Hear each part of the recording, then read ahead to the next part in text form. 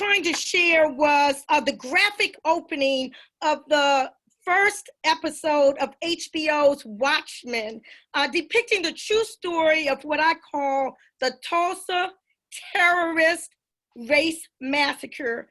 That is the subject of my historical tribute today. Is that okay, Rose? Yeah. Well, so in the words of survivors, quote, I was a junior in school that day, and we were decorating a hall that evening in preparation for our junior-senior prom. I saw people gathering at the theater, so I went to see what was going on. The fellow on the stage kept saying, we're not going to let them lynch him. We're not going to let that happen. We're going to go to town to stop it. We're going to go downtown to protect this man.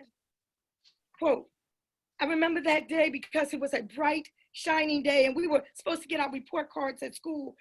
But we didn't get to school that day because our school was bombed and it was just rubble. It was just rocks. There was no school left there. Quote, there was a Black couple saying their evening prayers before retiring in their homes. A mob broke into their house, shot both of them in the backs of their heads, blowing their brains out, splattering them all over the bed. They then pillaged the home and then set it to fire. Broke into the home of an 80-year-old paralyzed man. They told him to get up and march out with the others. He said he was crippled and could not walk. He told his wife to go, but she did not want to leave him. He told her to go on anyway. As she left, the damn dog shot the old man anyway, and then they fired the house. Quote, after armed whites led his mother away at gunpoint, 5-year-old George Monroe was hiding beneath his parents' bed with his 2 older sisters when white men suddenly entered the room. After rifling through the house, the men set the curtains on fire. As they began to leave, one of them stepped on George's hand. He started to cry out, but his sister Lottie threw her hand over his mouth, preventing their discovery. A few minutes later, the children were able to escape from the home before it burned down. Quote, I was walking with my mother and asked her why all those people were just lying on top of each other, sleeping out there in the street. And she said, baby, they're not sleeping, they're dead. My colleague, scholar, brother, attorney Demario Solomon Simmons characterizes the Tulsa Massacre as the worst domestic terrorist attack in US history. The mob literally, quote, tried to run the Negro out of Tulsa as they destroyed nearly 40 square blocks of Greenwood district, murdered upwards of 1,000 people, and left 10,000 Black people homeless, destitute, and forever traumatized. So what was this all-Black district in Tulsa, and why was it destroyed? Greenwood, before the massacre, has been described as follows.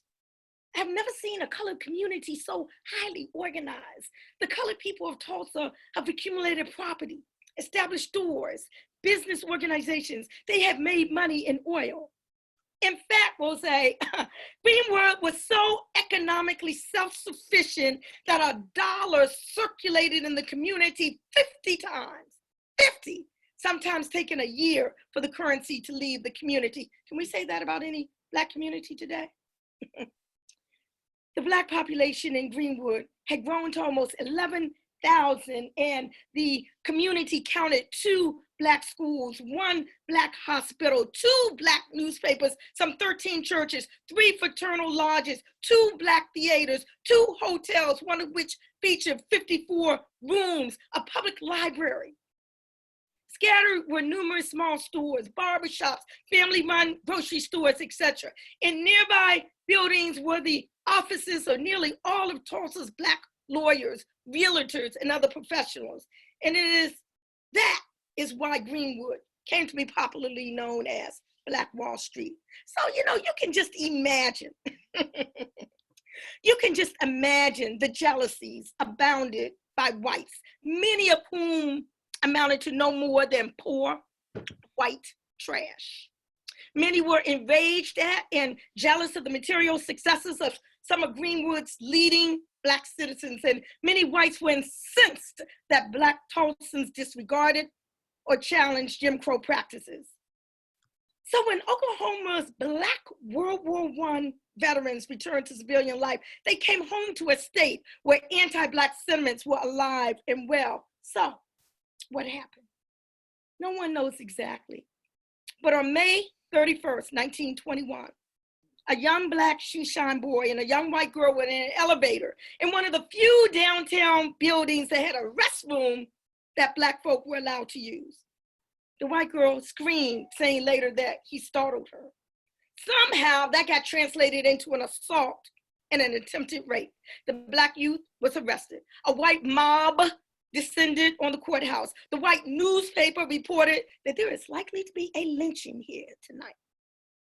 The Black community determined that that was not going to happen. And Black leaders, including a number of war veterans, were determined to prevent a lynching from taking place by force of arms if necessary, channeling the future words of our great shining prince, Malcolm X, bless his soul, whose birthday this is his birthday weekend, May 19th, who actually was born a scant 4 years after the 1921 Tulsa massacre. The Black owner of the huge hotel said, "Come on, boys, let's go downtown. We're going to do some defense here." So a group of armed Black men left Greenwood, drove down to the courthouse where a white mob had gathered, and marched to the courthouse steps. They announced to the no doubt stunned court authorities that they were offering their services toward the defense of the jail, an offer that was immediately declined. And then it happened. As the brothers were leaving the courthouse, a white man approached a tall Black World War I veteran who was carrying an Army-issue revolver. "Nigga," the white man snarled. "What you doing with that pistol?" "I'm going to use it if I need to," the brother replied. "No, boy, you give it to me." "Like hell I will." The white man tried to take the gun away from the veteran, and a shot rang out, and the massacre began. The white mob swelled to nearly 2,000. Outnumbered more than 20 to 1, the Black men began retreating while still fighting, pressed to the wall, dying, but fighting back. Remember that poem the sister did the other week. Armed whites were in close pursuit with heavy gunfire. No longer directly involved with the fate of the arrested Black youth, the contingent of Black men were now fighting for their very lives, heavily outnumbered by whites and suffering casualties as they retreated. And then the genocidal invasion. Police officers deputized whites. One told a white citizen bluntly, "Go get a gun and get a nigga."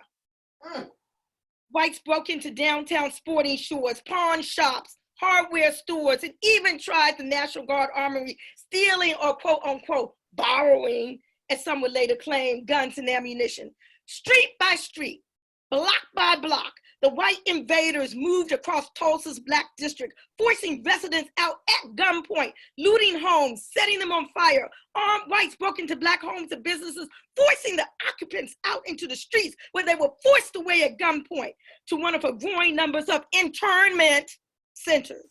Anyone who resisted was shot. Drive-by shootings were galore. Bloodshed, mayhem, destruction everywhere. Black men, women, children were gunned down in great numbers as they ran, trying to flee to safety. The most horrible scenes were to see Black women dragging their children while trying to run to safety, and the dirty white rascals firing at them as they ran. Genocide. Who's going to pay reparations on my soul? Black homes and businesses were torched en masse, and when the fire department arrived, white terrorists forced the firemen away at gunpoint. Quote, "Airplanes began to fly over us," survivors testified, in some instances very low to the ground. "Look out for the airplanes, they're shooting at us," one woman cried out. Unknown numbers of airplanes flew over Greenwood, reportedly dropping some form of explosives throughout the district. Despite the daunting odds against them, Black Tulsans valiantly fought back. Thank you, Malcolm X.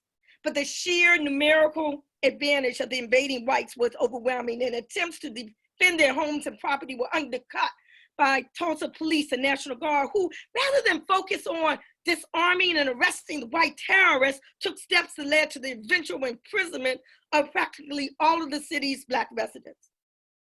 During the wee hours of the morning, a steady stream of Black Tulsans began to flee the city, leaving their charred homes and businesses behind, hoping to find safety in the surrounding countryside. Many were killed by whites along the way. 1 week following the massacre, largely homeless, now penniless, what was left of Tulsa's Black citizenry managed to make their way back to Greenwood. However, Greenwood, as they knew and loved it, was gone. What they found instead was a devastated landscape of vacant lots and empty streets. Where the Black commercial district once stood was now a ghost town of crumbling Black brick storefronts and burned out bulks of automobiles. Gone was the Dreamland Theater. Gone was the Tulsa Star newspaper, the school, and the Black Public Library. Gone were the clothing stores and the cleaners, the beauty salons. Gone were the hundreds of homes and churches, including the new Mount Zion Baptist Church, all torched by white invaders. Gone were the little lifetimes of sweat and hard work. Gone was the so-called American dream, and thousands of Black Tulsans were forced to spend the winter of 1921 to 1922 living in tents, and others simply left. No white Tulsan was ever sent to prison for the murders and lynchings of May 31st and June 1st, and not 1 cent in reparations was paid for the loss of businesses and homes. There was a conspiracy of silence and cover-up from the white populace, so successful that the massacre's horrors were effectively blotted out for almost 75 years. But why did Black people in most cases remain silent, we might ask? A high school teacher explained, Blacks lost everything. They were afraid it could happen again. There was no way to tell the story. The 2 Negro newspapers had been bombed. People were too busy just trying to make it, to survive. The killers were still running loose, and they're wearing blue suits as well as Klan sheets. I end my historical tribute here, and I urge the Wose community to join me and others to hear the rest of the story, to search en masse for the mass graves, the lawsuits, the legislations, the memorials, to join us on May 31st, 2020, exactly 99 years to that day in 1921, in a virtual commemoration of the incident entitled The Blood Cries Out: The Tulsa Massacre and Destruction of Black Wall Street, the case for reparations in H.R. 40. And remember that as horrific as it was, the terrorism against the Black community in Tulsa was just one amongst many massacres blatantly and purposefully ignored in history. Asante Sana. I really felt that historical tribute. Thank you, Sister Nkechi. Oh my God, thank you. Lord have mercy. I'm sure that was recorded and can be played again and again and again. People need to see and feel that. Amazing. Very well presented. Thank you. Thank you so much. Asante, Thank and you. I'm sorry the tape didn't work, but that was from Watchmen, but you got the truth. We saw enough of it. Excellent presentation. Beautiful, beautiful, sister. Thank you so much for sharing with us. Sister Shanita, are you ready to bless us one more time, my dear?